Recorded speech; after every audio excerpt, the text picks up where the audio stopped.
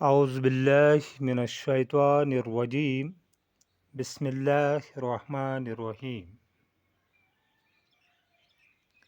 عزیز طلباء و طالبات، السلام علیکم ورحمۃ اللہ وبرکاتہ۔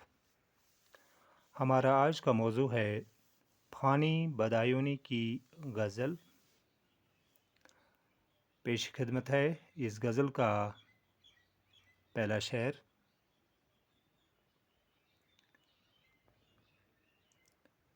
دنیا میری بلا جانے مہنگی ہے یا سستی ہے، موت ملے تو مفت نہ لوں، ہستی کی کیا ہستی ہے۔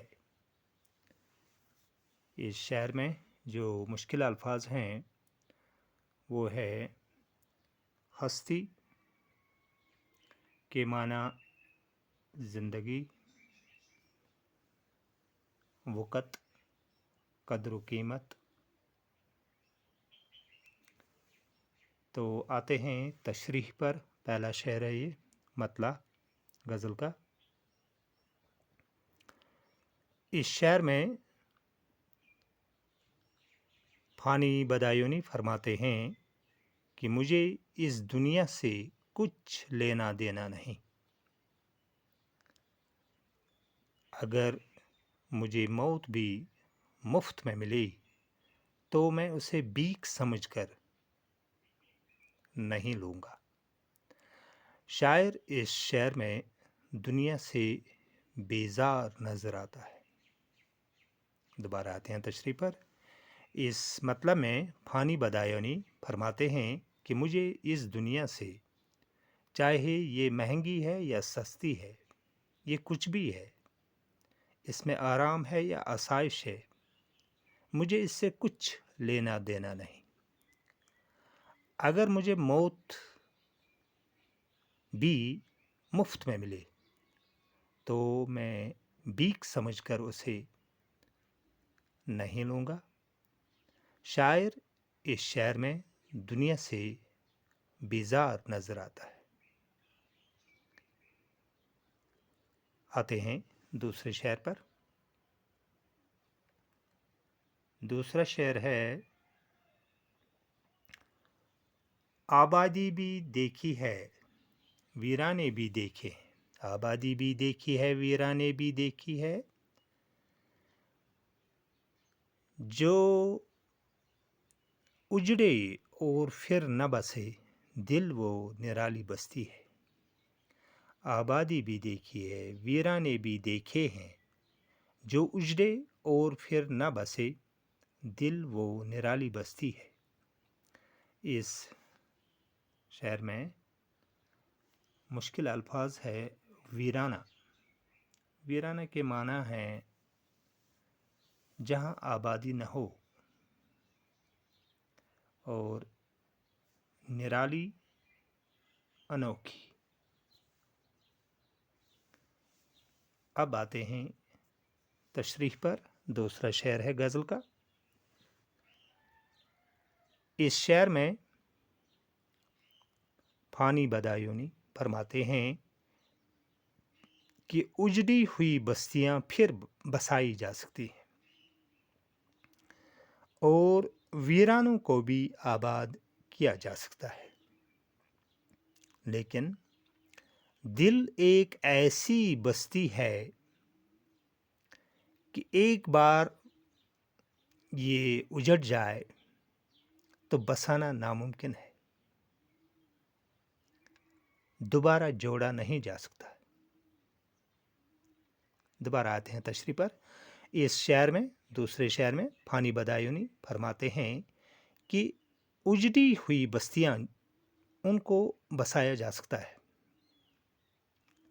اور ویرانوں کو بھی آباد کیا جا سکتا ہے، لیکن دل ایک ایسی بستی ہے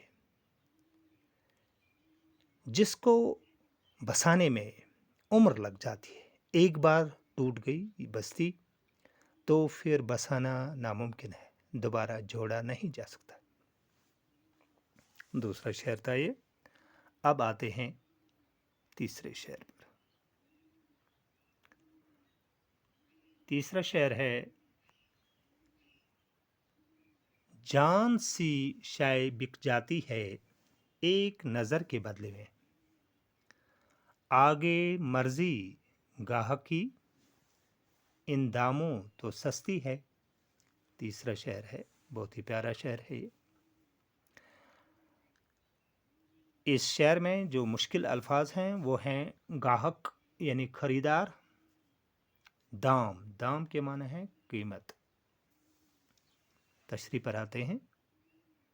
जान से बिक जाती है, जान सी शाय बिक जाती है एक नज़र के बदले में, आगे मर्जी गाहक की, इन दामों तो सस्ती है। शायर फरमाते हैं इस शेर में कि आशिक अपनी जान गंवाने के लिए हर दम तैयार होता है। महबूब की एक नज़र के बदले में अपनी जान गंवा देता है। फिर ये महबूब की मर्जी है कि वो उसकी जान की कीमत क्या लगाए। दोबारा आते हैं तशरीह पर। शायर फानी बदायूनी इस शेर में फरमाते हैं, महबूब की तरफ इशारा करते हुए, कि आशिक अपनी जान गंवाने के लिए हर दम तैयार होता है महबूब की एक नज़र के बदले में।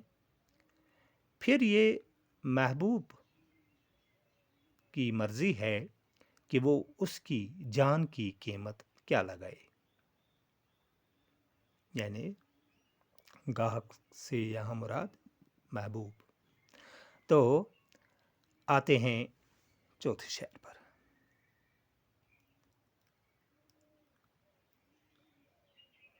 जग सोना है तेरे बगैर आँखों का क्या हाल हुआ, जब भी दुनिया बसती थी अब भी दुनिया बसती है।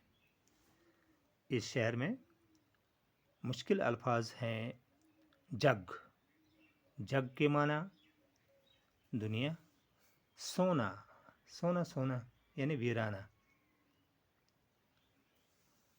तो आते हैं तशरीफ पर। चौथा शेर है ये।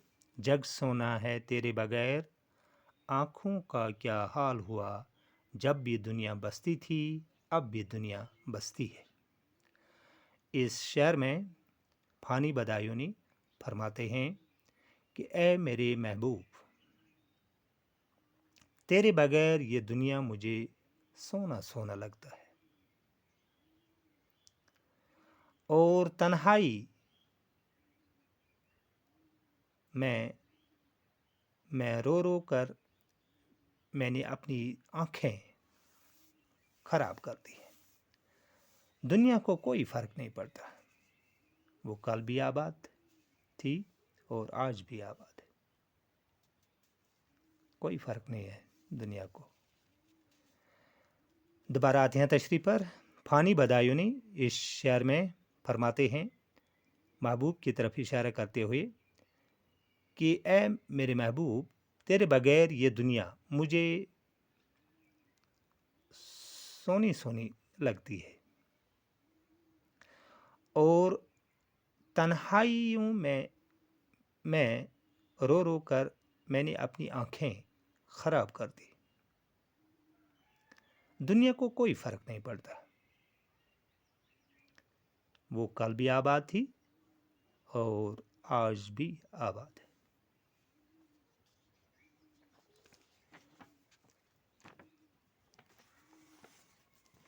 दोबारा आते हैं। अब आते हैं पांचवें शेर पर। पांचवा शेर है,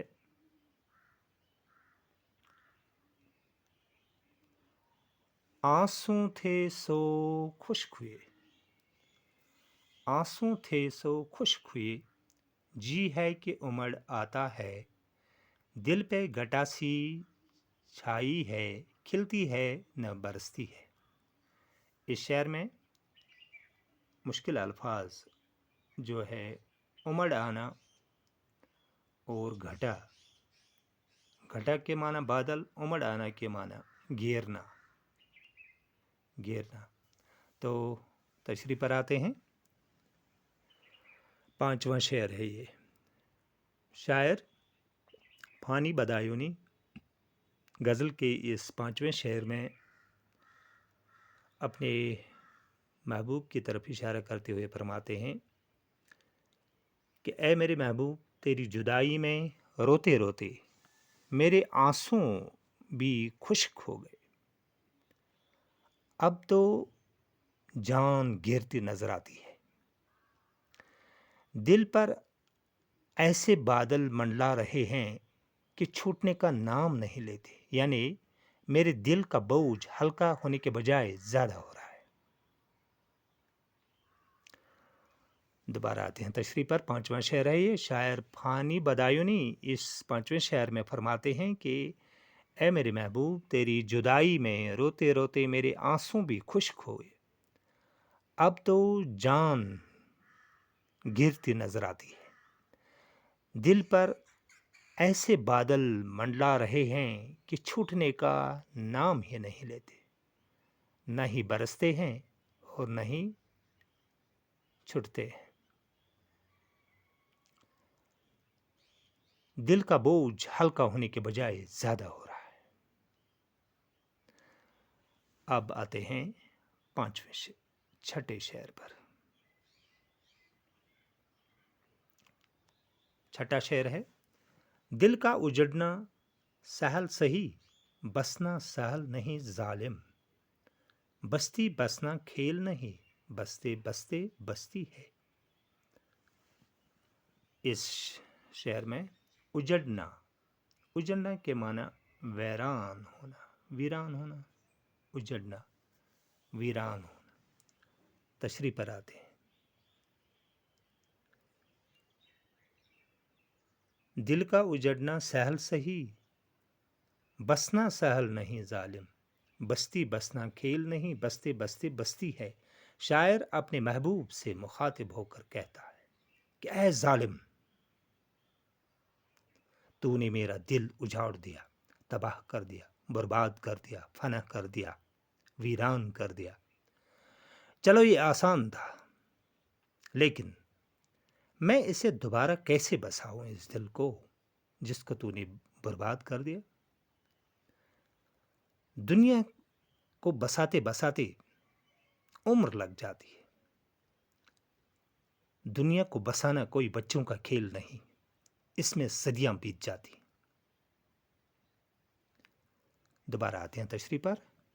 شاعر اپنے محبوب سے مخاطب ہو کر کہتا ہے کہ اے ظالم، تو نے میرا دل اجاڑ دیا، تباہ کر دیا، برباد کر دیا، فنا کر دیا، ویران کر دیا۔ چلو یہ آسان تھا، دل اجاڑنا آسان تھا، لیکن میں اسے دوبارہ کیسے بساؤں، یہ دل بسانا کوئی بچوں کا کھیل نہیں ہے، اس میں صدیاں بیت جاتی ہیں۔ اب آتے ہیں غزل کے آخری شعر پر۔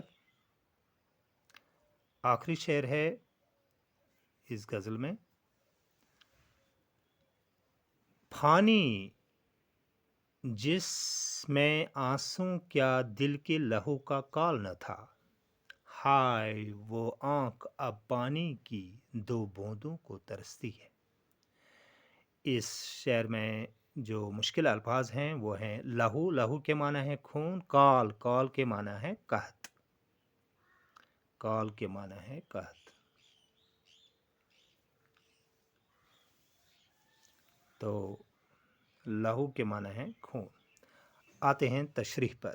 آخری شعر ہے مقطع اس غزل کا۔ شاعر اپنے آپ سے مخاطب ہو کر فرماتے ہیں کہ محبوب کی جدائی میں میں نے آنسوں ہی نہیں بلکہ دل کا لہو بھی آنکھوں سے ٹپکتا رہا۔ جدائی کے عالم میں کوئی قحط، کوئی کمی نہ تھی،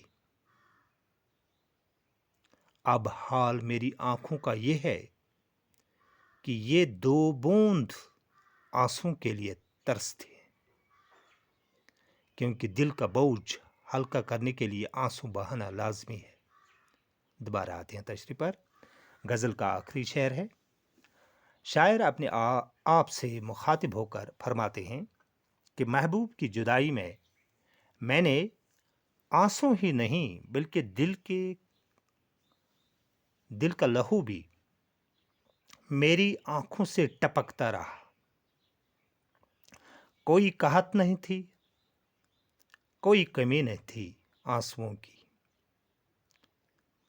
اب حال میری آنکھوں کا یہ ہے اس وقت کہ یہ آنکھیں میری دو بوند آنسوؤں کے لیے ترستی ہیں، کیونکہ دل کا بوجھ ہلکا کرنے کے لیے آنسو بہانا لازمی ہوتا ہے، تبھی تو دل کا بوجھ ہلکا ہو جاتا ہے۔ یہ تھا غزل کا آخری شعر۔ کل انشاءاللہ دوسرے ویڈیو کے ساتھ آپ کی خدمت میں حاضر ہوں گے۔ تب تک کے لیے اجازت دیجیے۔ خدا حافظ۔